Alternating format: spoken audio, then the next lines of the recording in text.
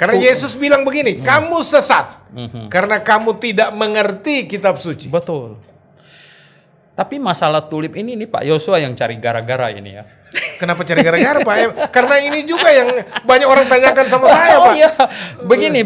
Karena ini Calvin ini. Waduh, saya sebenarnya nih nggak mau Terus kalau kita utak-utik Calvin bicara ini. doktrin Calvinis, kenapa banyak orang marah? Begini. Lah emang kita nggak berhak membahas Calvinis Pak? Ya.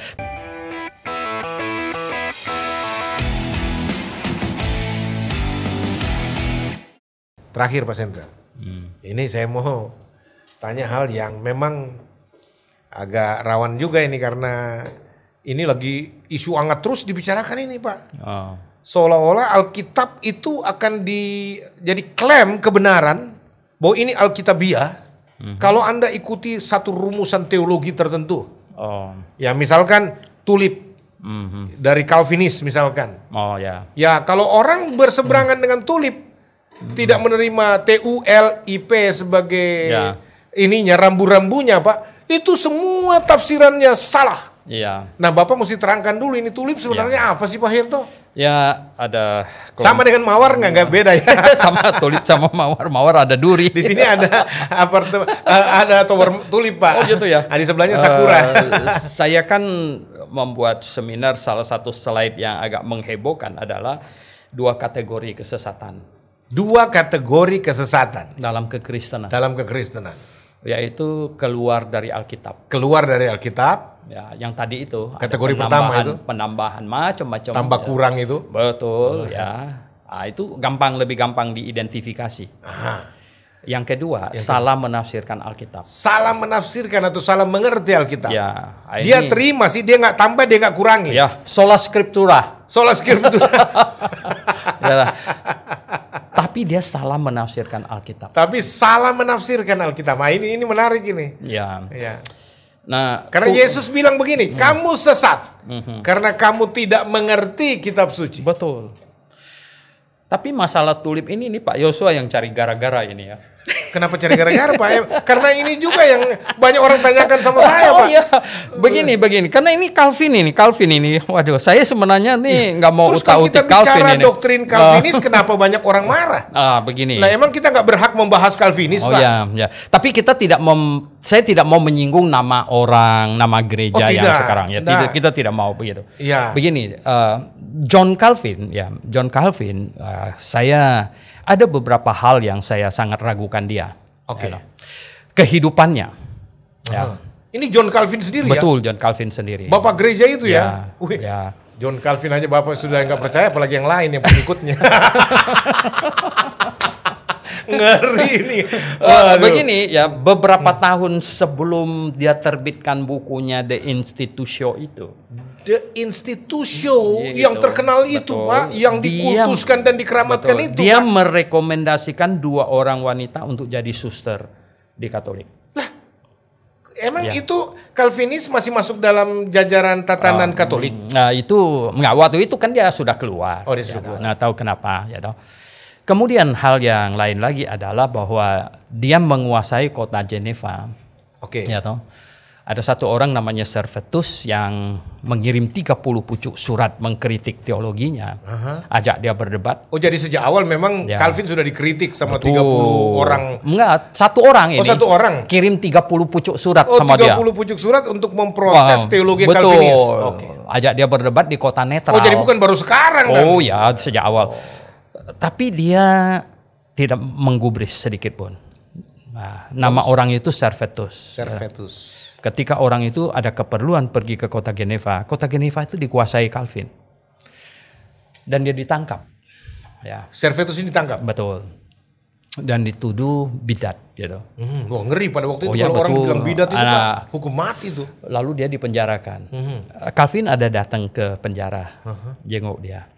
Dan minta dia supaya mau mengakui Calvinisme benar gitu. Dia akan diampuni. Oh gitu ya Pak? Ya. Jadi spirit pemaksaan dari awal sudah ada ya, orang dipaksa harus terima ya. Servetus tidak mau. Servetus nggak mau. Ya, sebenarnya Servetus memang kalau saya tidak tidak setuju doktrinnya semuanya, tetapi bukan berarti kita tidak setuju doktrin orang lalu kita boleh bunuh dia. Nggak bisa dong. Ya, nah akhirnya kan Servetus dijatuhin hukuman dibakar. My God. Dibakar hidup-hidup, ya dong. Nah, jadi ini dari segi ini ya, kita lihat ini orang bagaimana ini karakternya. Nah, kemudian tulip ini sebenarnya yang coba dijabarkan dulu Pak. Itu kan singkatan kan? Ya, T ini kan total depravity. Total depravity. Ya. Nah, artinya kerusakan, deprav itu ya kehancuran total. Ya. Oke. Yang manusia sudah mengalami itu karena dosa. Ya, hancur dosa. Kalau Calvin, kalau kita menafsirkan itu bahwa manusia kehilangan kemuliaan Allah. Oke. Tapi John Calvin menafsirkan mati total. Ya. Oh, mati total. Ya, makanya U-nya itu jadi unconditional election. U-nya dari T itu unconditional election. TU kan. Unconditional election itu kan berarti pemilihan yang tanpa kondisi. Jadi dipilih tanpa syarat, unconditional. Ya. Nah, jadi sepihak. Ya, boleh masuk surga. Yang sisa enggak.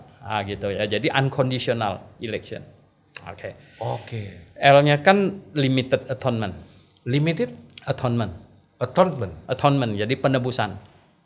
Ya, jadi penebusan yang terbatas. Jadi Calvin percaya Tuhan Yesus datang bukan menebus semuanya, tapi hanya menebus orang yang Dia pilih saja.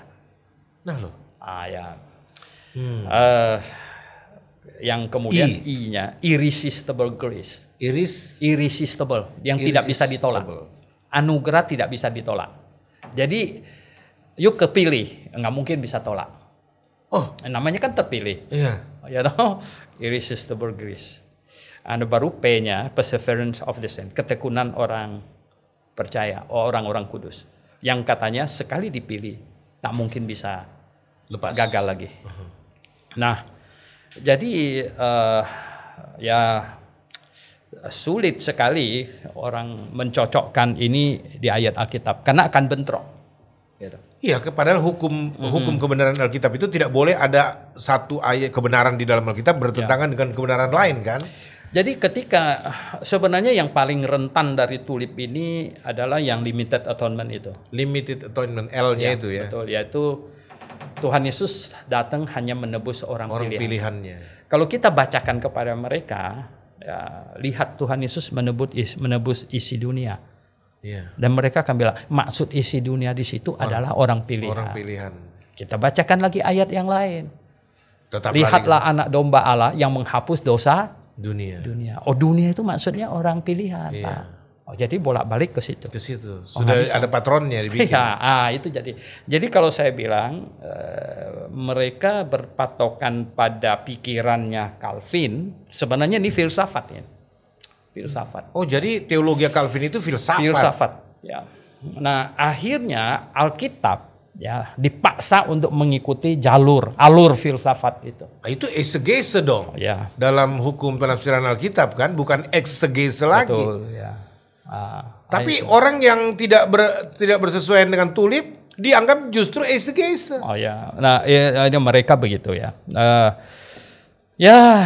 Kembali lagi hutan belantara kekristenan, semua orang yang mau keluar ke kota yang benar, kota kekal, mesti berpikir kritis. Betul, saya pernah bahas itu Pak, karena saya bilang apa gunanya kalian melakukan penginjilan kalau tidak targetnya untuk keselamatan seisi dunia.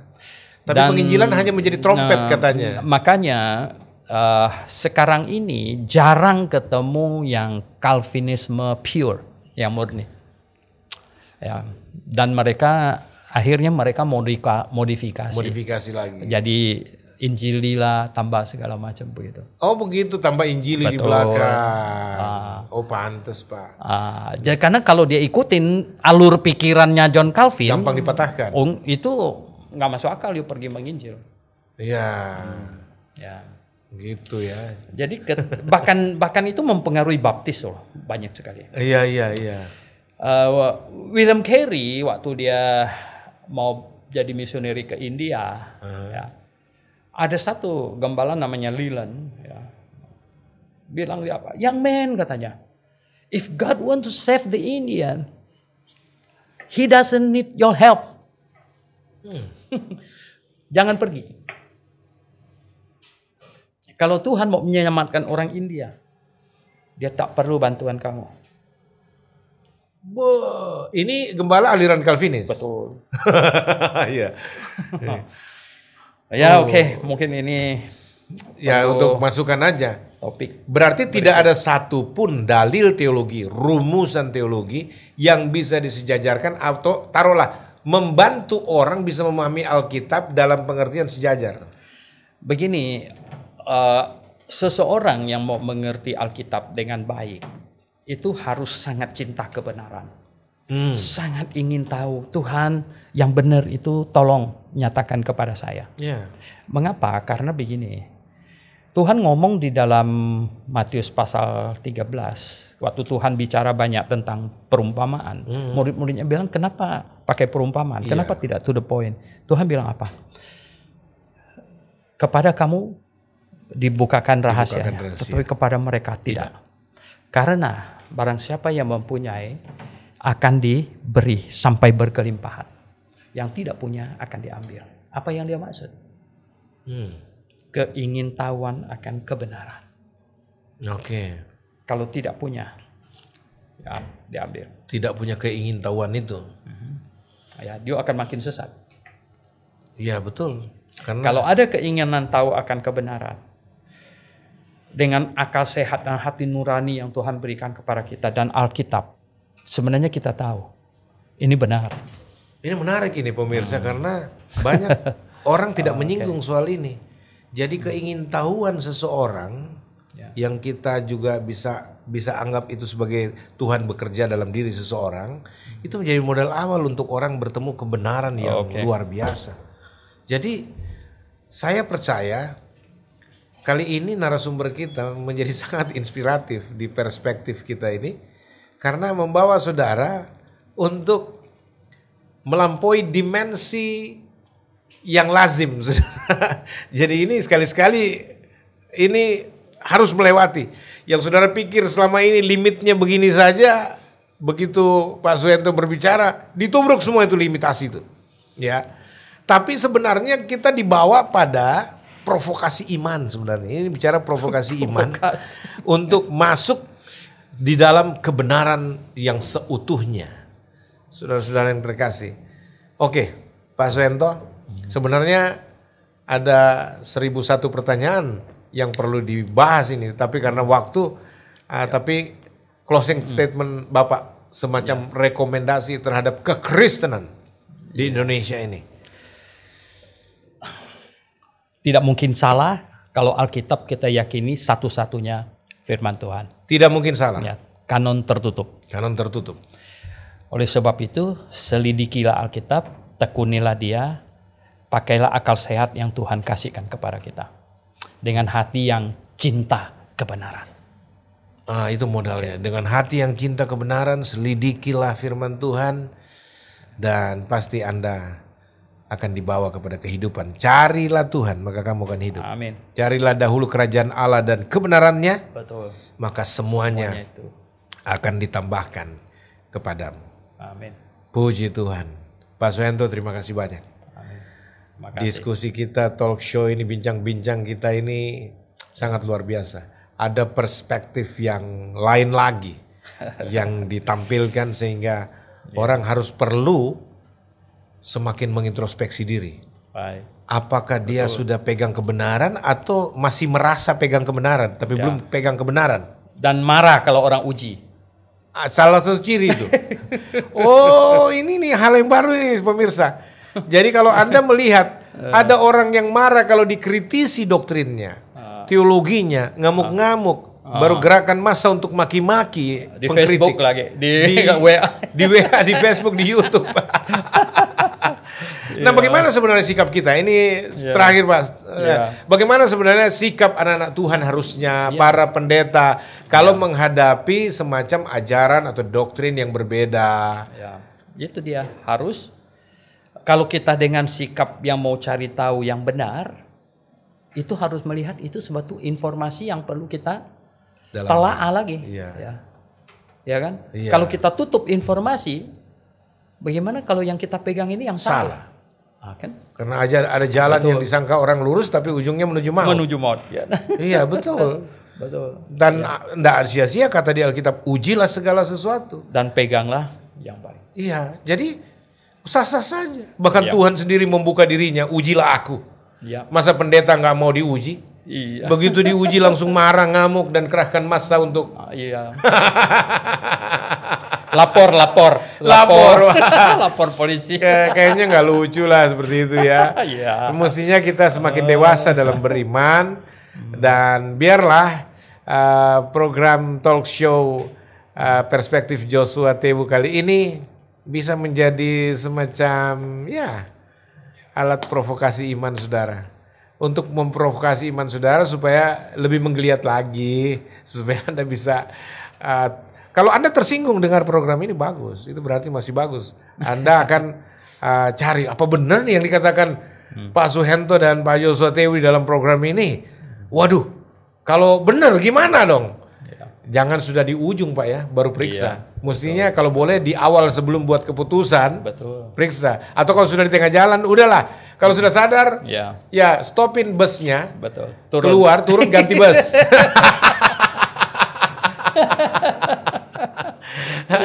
Ya, Pak, karena kita tidak mendirikan iman kita di atas dasar istilah-istilah teologi, Pak. Betul. Kita membangun iman kita di atas dasar kebenaran firman Tuhan.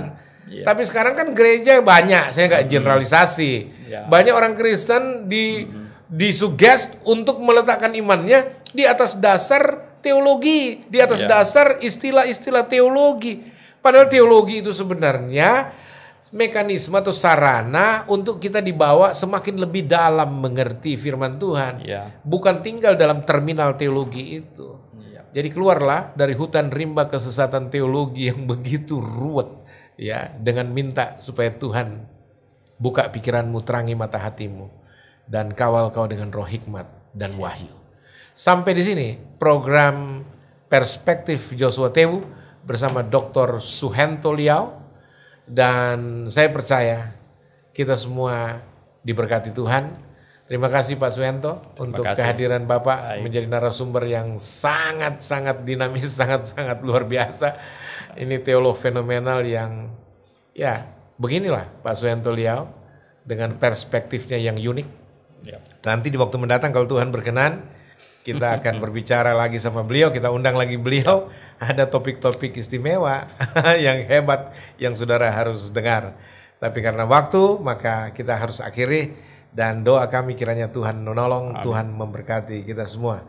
Akhirnya, pemirsa Perspektif Joshua Tewu, saya Pastor Joshua Tewu dan Dr. Suhento Liao, kami ucapkan salam buat kita semua. Maranatha. Maranatha, kiranya Tuhan memberkati kita. Amin. Amin.